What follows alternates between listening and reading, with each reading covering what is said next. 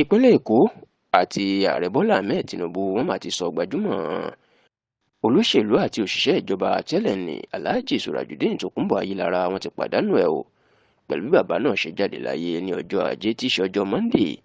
ọjọ́ àkọ́kọ́ ní oṣù keje yìí ọjọ́ Monday ọ̀sẹ̀ tó kọjá ní ẹni ọdún 73 years of age. Lóòótọ́ ọ̀pọ̀ èèyàn ló lè má mọ Alhaji Surajudeen Tokunbo Ayilara nítorí pé kò di ipò òṣèlú ńlá kankan mú ní ìpínlẹ̀ Èkó, bẹ́ẹ̀ ni kì í ṣe ara àwọn olóṣèlú tó gbajúmọ̀ tí gbogbo àwọn tó jẹ́ alágbára ní ìpínlẹ̀ Èkó tó sì súnmọ́ olórí wọn ní Èkó pátápátá tó tún jẹ́ ààrẹ Nàìjíríà báyìí yan ààrẹ Bọ́lá Ahmed Tinubu ni wọn yóò mọ Alhaji Surajudeen Tokunbo Ayilara bí ẹni mowó nítorí pé kò sí alágbára náà lẹ́kọ̀ọ́ tí ò mọ ọkùnrin náà tí wọ́n sì kì í fi ṣeré, yàtọ̀ sí wípé òun ni ó jẹ́ olùdarí iléeṣẹ́ ìjọba ìpínlẹ̀ Èkó tó ń rí sí àjọṣepọ̀ àárín ìjọba àpapọ̀ àti ìpínlẹ̀ Èkó lásìkò tí Tinubu di gómìnà lọ́dún 1999. Ọkùnrin náà ó tún jẹ́ òṣìṣẹ́ ìjọba ìpínlẹ̀ Èkó tó sì jẹ́ pé ìwà òótọ́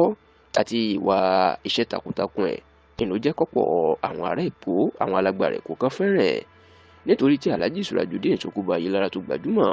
tí Tinubu sì fẹ́ràn ẹ̀ ló jẹ́ kí Tinubu máa mú má bẹ́ẹ̀ tó sì jẹ́ pé ó wà lára àwọn olùdámọ̀ràn pàtàkì ìyẹn special adviser fún Tinubu. Kódà bí Tinubu bá fẹ́ gbé ìgbésẹ̀, a gbọ́ pé Alhaji Surajudeen Tokunbo Ayilara ó wà lára àwọn tí kì í fi ṣeré tó kọ́kọ́ máa gba ìmọ̀ràn wọn. Gbàrà tí ọkùnrin náà kú níṣe ni ààrẹ Bọ́lá Tinubu máa fi ọ̀rọ̀ síta ní ọjọ́ Ajé tí í ṣe ọjọ́ Monday ọjọ́ kẹjọ oṣù kejì tá a wà yìí níbi tó ti dárò ọkùnrin náà. Ibẹ̀ làwọn èèyàn sì ti mọ̀ pé ọkùnrin náà lágbára ó lẹ́nu ti irú ààrẹ tó fi ń fi odidi ọ̀rọ̀ ńlá tó pọ̀ kó fi síta láti ṣèdárò ẹ̀. Ó jẹ́ kó di mọ̀ pé ọkùnrin náà kì í ṣe olùbádámọ̀ràn òun nìkan lásán o, ó láwọn súnmọ́ra àwọn kọjá sísọ, bẹ́ẹ̀ ló ní ikú ẹ̀ ó dùn òun. Ní báyìí ìlú Èkó, ìpínlẹ̀ Èkó, ìjọba ìpínlẹ̀ Èkó àti ààrẹ Bọ́lá Ahmed Tinubu wọ́n ti ń ṣèdárò lórí bí wọ́n ṣe sọ ọ̀kan pàtàkì lára wọn nù, ìyẹn Alhaji Surajudeen Tokunbo Ayilara ẹni tó jáde láyé lẹ́ni ọdún 73.